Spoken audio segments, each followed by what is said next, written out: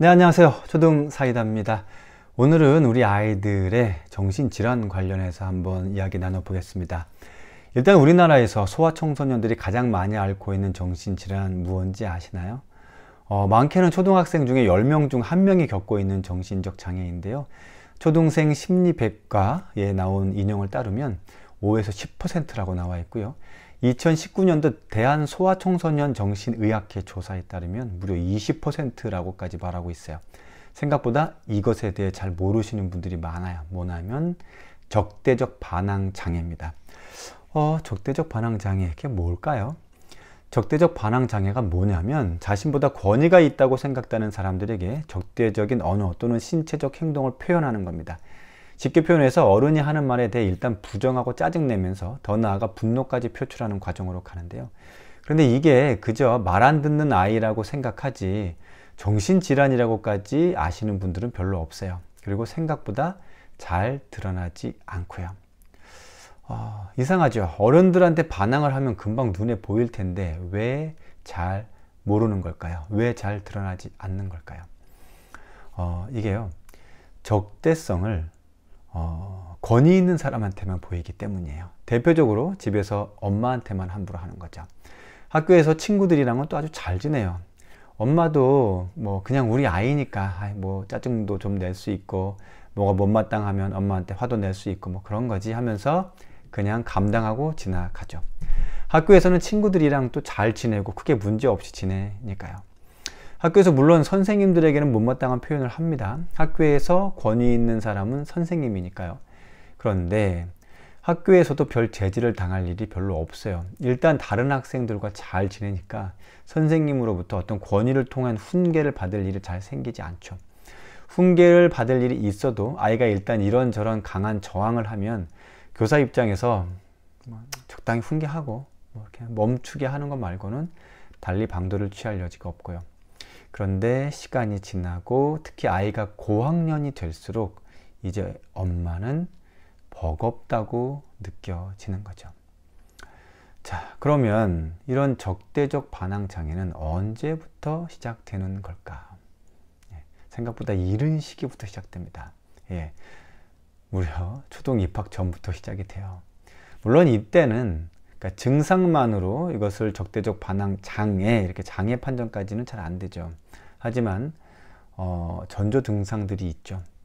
엄마가 입으라는 옷 안 입고, 먹으라는 것 안 먹고, 하지 말라는 것 이제 들은 채 만체 하고, 일단 엄마가 하라는 건 그냥 다 싫다고 하죠. 그럼 엄마는 참다 이제 버럭 화를 내죠. 그럼 그때 잠깐 잠잠하다 싶어도 이제 그때뿐이고, 아이는 더 센 강도로 엄마한테 저항을 하죠. 어느 순간부터 엄마가 이제 지쳐서 이제 이렇게 생각하시죠. 모르겠다. 뭐 크다 보면 철드는 날이 오겠지. 뭐 고학년 되면 좀 괜찮아지겠지. 안타깝지만 더 강화만 됩니다. 저절로 그냥 나아지는 게 아니에요. 보통 미운 5살이라고 하죠. 뭐 그 시기 유달리 뭐 이제 하지 말라는 것만 하는 아이들도 있고. 그럼 이 시기를 적대적 반항장애의 초기 증상이라고 볼 수 있는가? 어떻게 하느냐에 따라서 그렇게 될 가능성이 생겨요. 왜 그 시기에 또 그런 일들이 본물처럼 생성되냐면 이제 아이가 자신의 욕구를 인지하고 충족시키고 그것을 만족스럽게 하고 싶어하는 강도가 세지거든요. 그런데 욕구 충족을 어떤 방식으로 획득하느냐에 따라 반항이나 저항이 시작되는 거예요.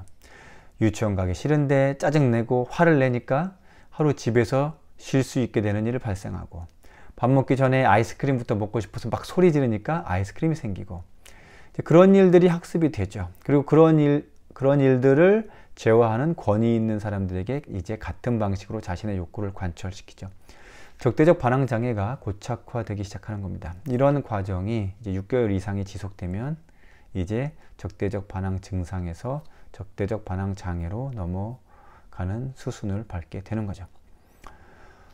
많은 분들이 ADHD가 이제 초등 시기의 정신질환으로 가장 많을 거라고 생각해요.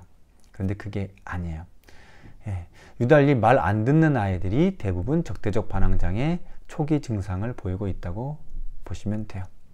자, 그러면 ADHD에 대한 이야기 잠깐 해보겠습니다. 주의력 결핍 과잉 행동 장애. 이것도 사실 비율이 적은 편은 아니에요. 증가하는 모습을 보이고 있고요. 이건 만 13세 미만 아이들의 정신질환 중에서 적대적 반항 장애 다음으로 이제 두 번째로 많은 질환이에요. 그런데 이게 더 두드러지는 이유는 뭐냐면, 제가 앞에서 말씀드린 대로 적대적 반항 장애는 학교에서 또래 간에는 별 문제가 안 보이기 때문에 모르는 거예요. 그런데 ADHD는 다른 학생들의 수업에 방해가 되고 문제 행동이 드러나기 때문에 더 많은 것처럼 느껴지는 거죠. 그런데요, 사실 적대적 반항 장애랑 ADHD는 전혀 별개 증상이 아니에요. 서로 아주 밀접하게 연결이 되어 있어요. 서로 밀접하게 연결되어 있다는 건 무슨 의미인가?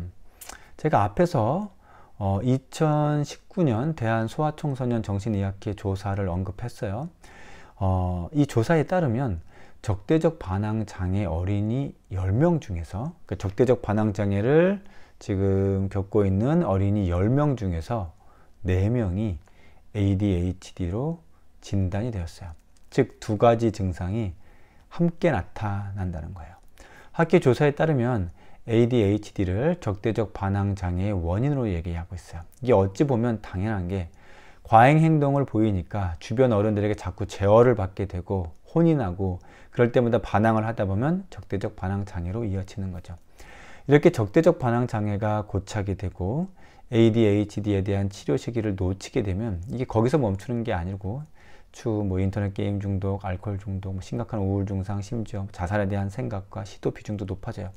결코 간과할 수 없는 그런 문제로 이어질 어떤 비율이 높아지는 거죠.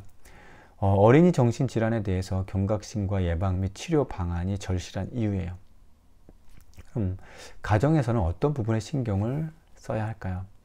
일단 공동체 생활에서 대인관계에 대한 경험치를 쌓을 수 있게 해주는 거 필요하고요. 그런데 그 부분은 사실 시스템상 저절로 되고 있어요. 왜냐하면 대부분의 아이들이 어린이집, 유치원, 초등학교를 다니고 있으니까요. 이렇게 공동체 활동을 하는 과정만으로도 4명당 1명꼴로 적대적 반항이 완화되는 모습을 보여요.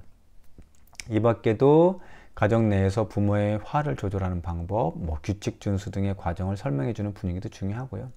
그런데 제가 느끼기에 저는 이제 이런 소아정신질환 관련해서는 가정의 노력들이 그래도 많이 좋아졌다고 생각해요.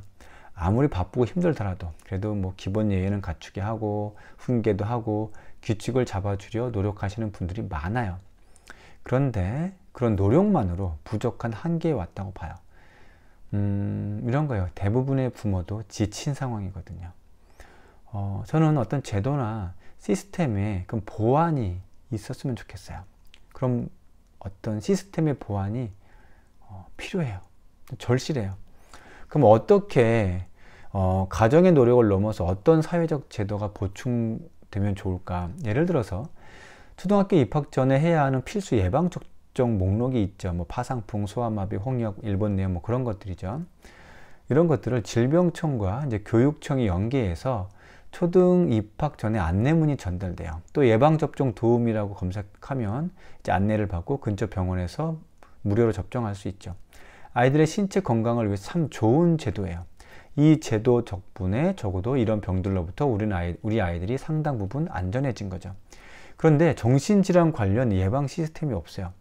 마찬가지로 이런 게 있으면 좋겠어요. 초등 입학 전에 최소한 지금 가장 많은 비율을 차지하고 있는 적대적 반항 장애 그리고 ADHD 검사를 초등 입학 전에 필수로 근처 소아청소년 정신과에서 무료 또는 적은 비용으로 검사를 받게 하는 제도가 있으면 좋겠어요. 물론 그러자면 사회적 비용이 들겠죠. 그러나 그 비용이 추후 발생하는 어떤 문제 행동으로 인한 피해에 비하면 훨씬 적을 거예요. 왜냐하면 그 검사를 통해서 치료 시기를 앞당길 수가 있으니까요. 아이의 심리 정서적인 문제에 대해서 그저 가정교육 또는 학교 교육을 통해서 어떻게 해결해 볼까 하는 발상을 이제는 버려야 돼요. 그거는 치료의 문제지 교육의 영역이 아니에요. 이걸 가정교육만으로 학교 교육만으로 맡겨놓을 수가 없는 거거든요. 자녀의 정신질환으로 인한 문제 행동으로 정말 많은 가정에서 엄마 아빠들이 힘들어하고 있어요. 그 치료 시기를 놓칠수록 길고 험난해지죠. 사회적 비용도 이제 각종 사건 사고로 더 커지고요. 소아 청소년 정신질환 관련 조기 발견 치료 시기를 앞당길 수 있도록 입학 전 검사를 할 수 있게 하는 제도 꼭 마련이 되었으면 좋겠습니다. 예, 초등사이다는 우리 초등학부모님들과 함께 합니다. 오늘도 내일도 뚜벅뚜벅 걸어가 보겠습니다. 감사합니다.